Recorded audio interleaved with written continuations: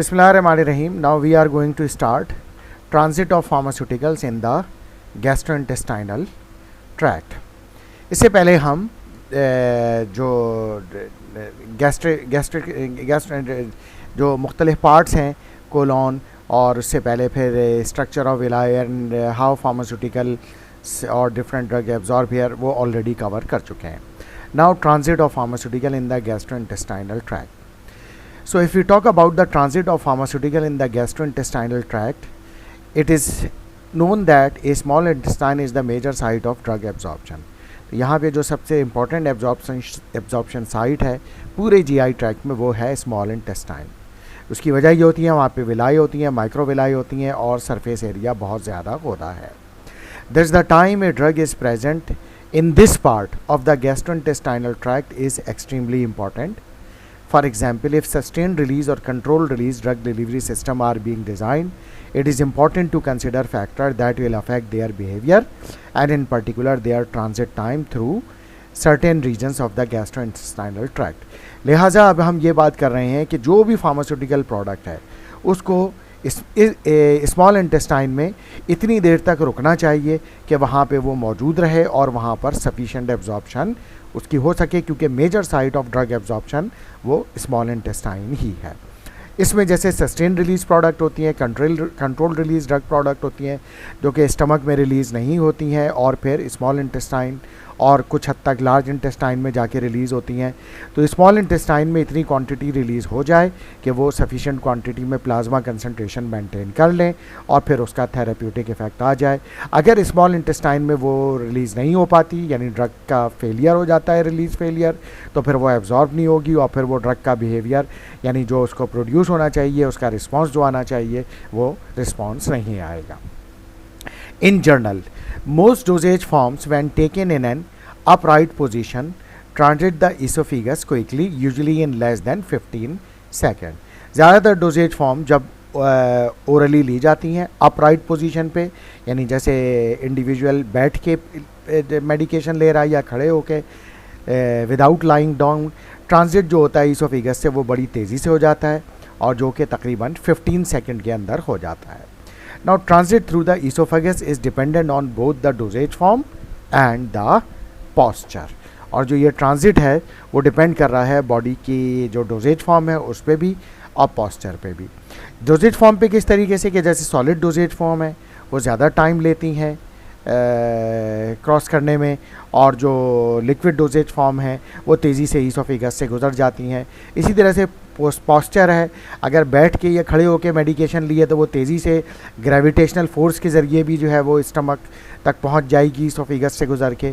और अगर lying down position यानी सुपाइन पोजीशन में ली है तो इस चीज़ का ख़दशा हो सकता है कि वो ईसोफेगस की वॉल से एडहेयर हो जाए, वहाँ से चिपक जाए और फिर ये कि वो जो है वो तेज़ी से जो है वो आगे ना पहुँच सके.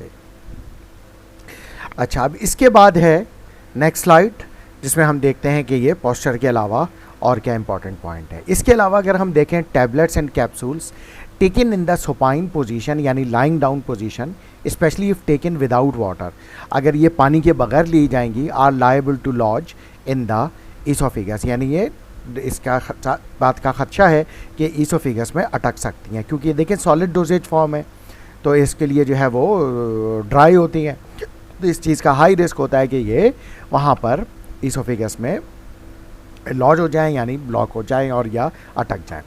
इसके अलावा adhesion to the oesophageal wall can occur as a result of partial dehydration at the site of contact and formation of gel between the formulation and oesophagus.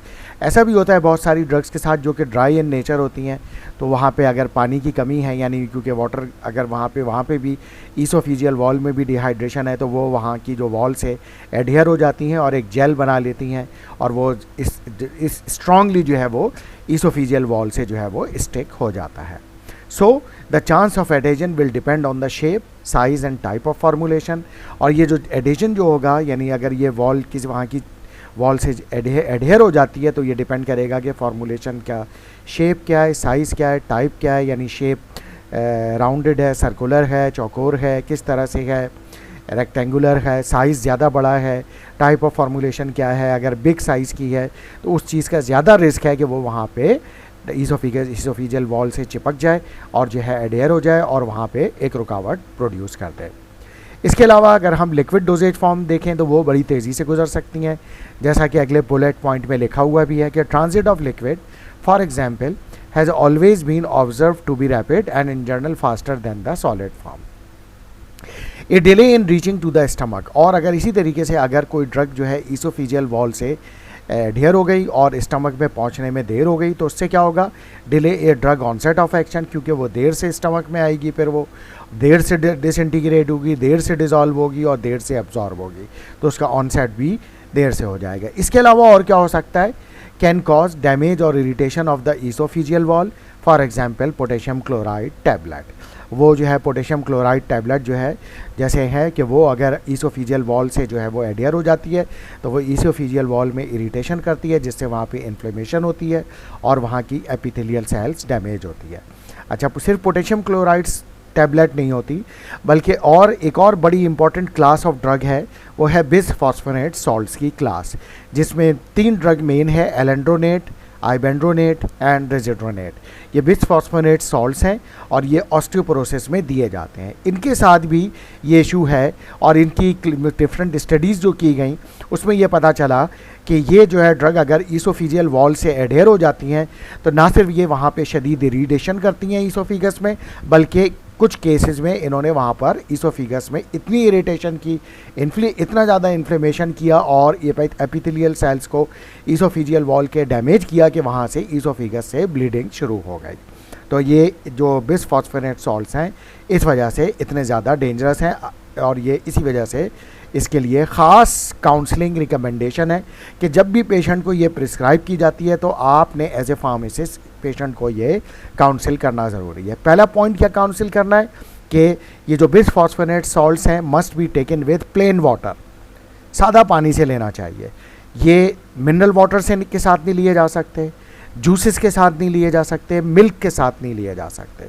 They should be taken with plain water. उसकी वजह क्या है, उसकी वजह ये है कि ये ड्रग जो है वो अगर मिनरल वाटर में मिनरल्स होते हैं, जूसेस में पोटेशियम होता है, इसी तरह से मिल्क में कैल्शियम होता है, तो ये ड्रग के साथ बाइंड हो जाते हैं और ड्रग की एब्जॉर्प्शन नहीं हो पाती, तो उस वजह से इनके साथ नहीं ले सकते, प्लेन ग्लास ऑफ वाटर के साथ ले रहा है।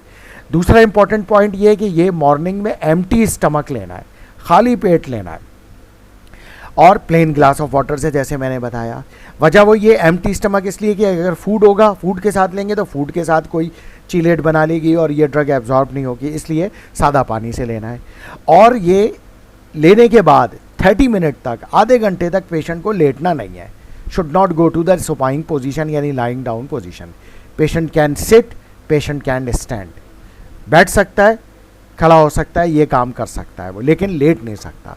वजह उसकी ये है कि अगर खुदा ना ख्वास्ता रिफ्लक्स हुआ, रिगर्जिटेशन हुई, रिफ्लक्स हुआ और एसिडिक कंटेंट के साथ स्टमक से अगर ड्रग जो है वो ईसोफिगस में आई तो उससे ये हो सकता है कि ईसोफिगस में आने के बाद ड्रग के जो कंटेंट हैं यानी पार्टिकल्स हैं वो ईसोफिजियल वॉल के साथ एडहियर हो जाएंगे और फिर वहाँ पर वही इरिटेशन, डैमेज और फिर वही ब्लीडिंग भी कॉज कर सकते हैं। इस वजह से ये रिकमेंडेशन है कि 30 मिनट्स तक पेशेंट को जो है वो अपराइट पोजीशन पे रहना चाहिए, यानी वो लेट नहीं सकता, बैठ सकता है और खड़ा हो सकता है। तो ये रिकमेंडेशन है 30 मिनट्स तक। तो ये जो है काउंसलिंग पॉइंट पेशेंट को, एक फार्मासिस्ट को करने चाहिए कि पहली बात ये कि patient should take the medication in the morning on empty stomach.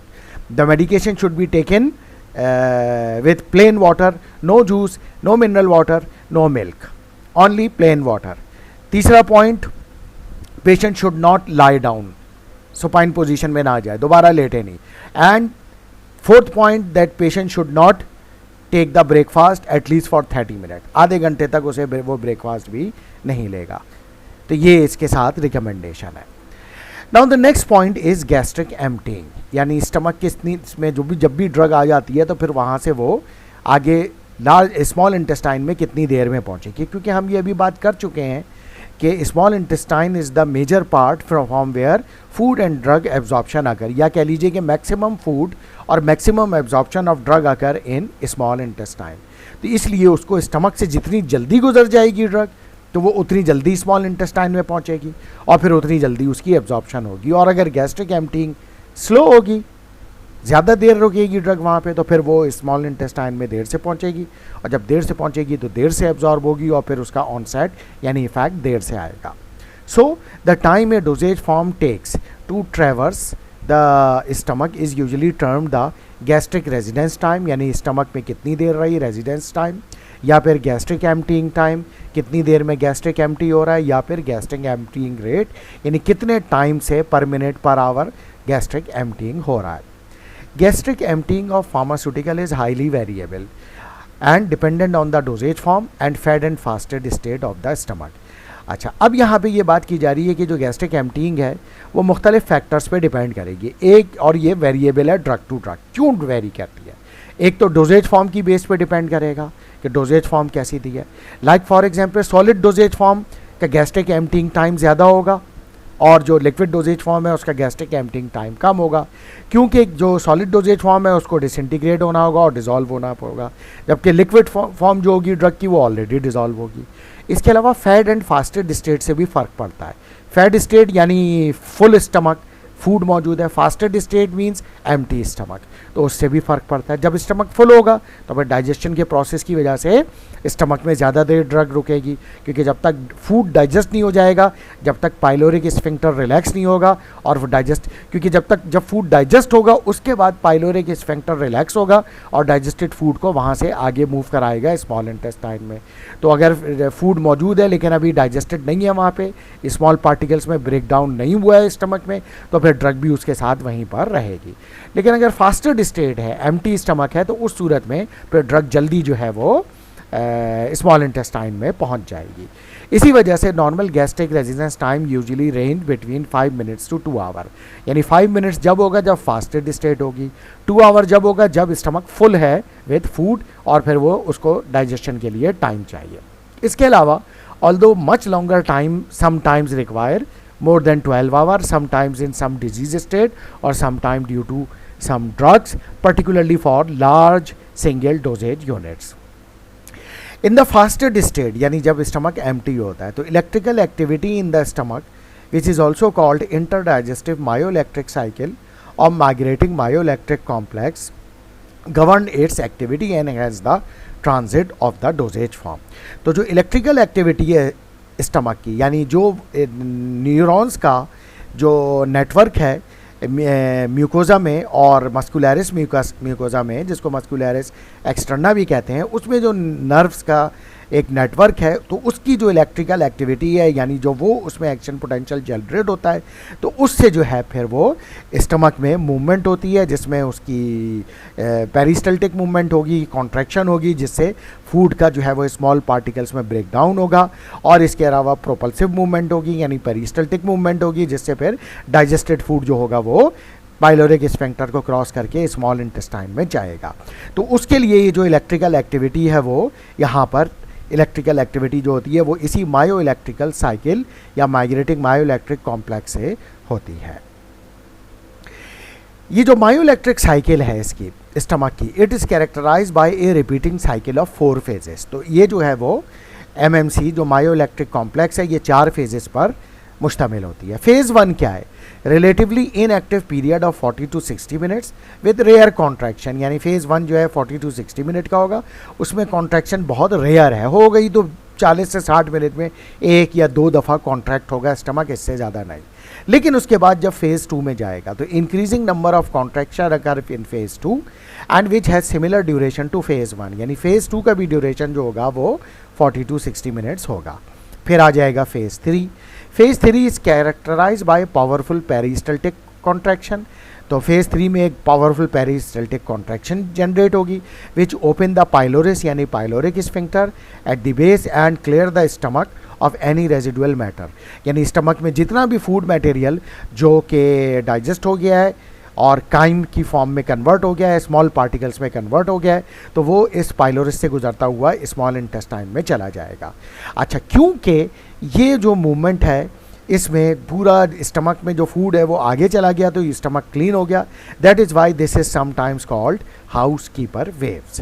इसके बाद फेज़ 4 होता है. Phase 4 is a short transitional period जो कि आएगा in between phase 3 and phase 1, यानी फेज़ 3 जब small powerful peristaltic movement contraction हो गई, फूड चला गया, तो फेज़ 1 आएगा, एक ट्रांजिशनल फेज़ 4 आएगा, ट्रांजिशनल पीरियड होगा, उसके बाद फिर दोबारा फेज़ 1 में चला जाएगा। तो फिर उसके बाद फेज़ 1 के बाद दोबारा इसी तरीके से ये साइकिल चलेगी और इस तरह से ये साइकिल्स रिपीट होती रहेंगी। The cycles repeats itself every 2 hours until a meal is ingested and fed state or motility is initiated. ये साइकिल हर 2 घंटे बाद रिपीट होती रहेगी, यहाँ तक कि तमाम का तमाम फूड डाइजेस्ट होके स्मॉल पार्टिकल्स में कन्वर्ट होके स्मॉल इंटेस्टाइन में ना चला जाए। Peristalsis which is a contraction of the distal part of the stomach क्या कर रही है? Serve to mix and break down the food particles. जैसा कि मैंने ये बताया कि ये जो कॉन्ट्रैक्शन होंगी ये क्या कर रही हैं, ना सिर्फ ये कि फूड पार्टिकल्स फूड को मिक्स कर रही हैं वहाँ पे जो गैस्ट्रिक सिक्रीशन है उसमें, बल्कि जो पार्टिकल्स हैं उनको स्मॉल पार्टिकल्स में कन्वर्ट कर रही हैं और फिर उसको मूव कर रही हैं टूवर्ड्स द पाइलोरिक स्फिंक्टर, ताकि वहाँ से फिर पाइलोरिक स्फिंक्टर रिलैक्स हो और फिर ये आगे स्मॉल इंटेस्टाइन में पहुँच जाए। Pyloric sphincter allows liquid and small food particles to empty while other material is retropulsed into the antrum. तो पाइलोरिक स्फिंक्टर अलाउ करेगा liquid and small food particles कि वो आसानी से वहाँ से मूव करके स्टमक से स्मॉल इंटेस्टाइन में चले जाएं, लेकिन वो मटेरियल जो अभी भी लार्ज पार्टिकल साइज़ का है वो रेट्रोपल्स हो जाएगा, यानी वापस बैक करके रेट्रो मूवमेंट करके वापस एंट्रम पार्ट ऑफ स्टमक में आ जाएगा और फिर दोबारा पेरिस्टल्टिक वेव जनरेट होगी, जिसमें पहले ये स्मॉल पार्टिकल्स में कन्वर्ट होगा, जब इसका साइज़ पार्टिकल्स का रिड्यूस हो जाएगा दोबारा ये काइम में कन्वर्ट हो जाएगा, फिर जो पेरिस्टल्टिक वेव होगी तो फिर ये जब दोबारा पाइलोरिक स्फिंक्टर की तरफ जाएगा तो फिर वहाँ से ये स्मॉल इंटेस्टाइन में एंटर हो जाएगा। So in the fed state, liquids, pellets and disintegrated tablets will tend to empty with the food, while large sustained release or controlled release dosage forms can be retained in the stomach for longer period. इसी वजह से fed state में liquids, pellets और disintegrated tablets यानी जो small particles में convert हो गई हैं, liquid में कन्वर्ट हो गई हैं या लिक्विड ड्रग्स है, तो वो तेज़ी से जो है स्टमक से गुजर जाती हैं और स्मॉल इंटेस्टाइन में आ जाती हैं, जबकि लार्ज साइज़ की dosage form like sustain release doses form, control release doses form, ये ज़्यादा देर स्टमक में रहती हैं और फिर बड़ी देर के बाद ये स्मॉल इंटेस्टाइन में एंटर होती हैं। इसके बरक्स अगर हम देखें फास्टेड स्टेट को, तो in the fasted state the stomach is less discriminatory between dosage form types, यानी चाहे वो सॉलिड हो चाहे लिक्विड डोजेज फॉर्म हो, उसमें कोई डिस्क्रिमिनेशन नहीं करता। With emptying appearing to be an exponential process, और जो एम्पटिंग होती है वो एक ही तरह से होती है, चाहे लिक्विड डोजेज फॉर्म है चाहे सॉलिड डोजेज फॉर्म है, तो वो दोनों ही तेज़ी से वहाँ से फास्टेड स्टेट में यानी एम्प्टी स्टमक में गुजर जाती हैं और स्मॉल इंटेस्टाइन में अपीयर हो जाती हैं। इसके अलावा many factors influence gastric emptying, बहुत सारे फैक्टर्स गैस्ट्रिक एम्पटिंग पर असरअंदाज होते हैं, जिसमें क्या है as well as the type of dosage form, वो हमने बात कर ली कि लार्ज साइज़ की डोजेज फॉर्म होगी तो वो देर से जाएगी, स्मॉल साइज़ की डोजेज फॉर्म होगी, लिक्विड डोजेज फॉर्म होगी तो वो तेज़ी से गैस्ट्रिक एम्पटिंग हो जाएगी। फूड पे हमने बात कर ली, पर्टिकुलरली जैसे फैटी फूड है, फैटी फूड ज़्यादा देर करेगा गैस्ट्रिक एम्पटिंग में, प्रोटीन और कार्बोहाइड्रेट होगी तो वो ज़रा जल्दी डाइजेस्ट हो जाएगा और जल्दी एम्पटिंग हो जाए, गैस्ट्रिक एम्पटिंग होगी। इसके अलावा पॉस्चर बॉडी का, यानी अगर वो लाइंग डाउन होगा, लेटा हुआ है, तो फिर देर से फूड आगे जाएगा क्योंकि ग्रेविटी के अगेंस्ट नहीं जा रहा होगा। इसके अलावा composition of the food and effect of the drug and diseases, food की अगर हम बात करें वही कंपोजिशन ऑफ फूड, फैट्स देर से डाइजेस्ट होता है जैसे मैंने बताया, कार्बोहाइड्रेट और प्रोटीन जल्दी डाइजेस्ट हो जाते हैं। इसके अलावा कुछ ड्रग्स हैं ऐसी जैसा कि anticholinergic drugs, antipsychotic drugs और antidepressant drugs, antihistamine drugs, इन सब के एंटीकोलिनर्जिक इफेक्ट होते हैं, जिसकी वजह से क्या होता है कि जो जीआई ट्रैक्ट को कोलिनर्जिक सिस्टम है वो सप्रेस हो जाता है, पर्टिकुलरली वैगस नर्व जो कि कोलिनर्जिक नर्वस सिस्टम का पार्ट है। जब वो सप्रेस होगी तो जीआई मोटिलिटी कम होगी यानी रिड्यूस होगी। जब जीआई मोटिलिटी रिड्यूस होगी तो फिर स्टमक की मूवमेंट भी स्लो हो जाएंगी, जिसकी वजह से गैस्ट्रिक एम्पटिंग रेट स्लो हो जाएगा और फूड और ड्रग ज़्यादा देर स्टमक में रहेंगे। इसी तरीके से डिजीज़ स्टेट की बात करें तो 2 डिजीज़ की मैं बात करता हूँ यहाँ पे, जैसे फॉर एग्जांपल डायबिटीज़ में स्टमक की मूवमेंट स्लो हो जाती है, गैस्ट्रोपैरेसिस होता है, और इसी तरीके से कंजेस्टिव हार्ट फेलियर है जिसमें blood supply towards cardiac output कम होता है तो blood supply towards GI tract कम हो जाती है, जिसकी वजह से ब्लड जब कम होगी जीआई ट्रैक्ट में तो जीआई मूवमेंट भी कम होगी, जीआई सिक्रीशन भी कम होगी, तो जीआई मोटिलिटी भी कम हो जाएगी। तो उसी वजह से जो है फिर फूड और ड्रग जो होगा ज़्यादा देर स्टमक में रहेगा, यानी गैस्ट्रिक एम्प्टीइंग रेट स्लो हो जाएगा। इसके अलावा in general food particularly fatty foods जैसे हमने बात की डिले द गैस्ट्रिक एम्प्टीइंग, और डेफिनेटली जब वो गैस्ट्रिक एम्प्टीइंग स्लो होगी तो फिर ड्रग जो है देर से इंटेस्टाइन में पहुंचेगी, तो फिर उसकी एब्जॉर्प्शन भी जो है वो देर से होगी। अच्छा जनाब, इसके बाद है हम देखते हैं कि फिर नाउ व्हाट विल हैपन, इसके बाद क्या होगा।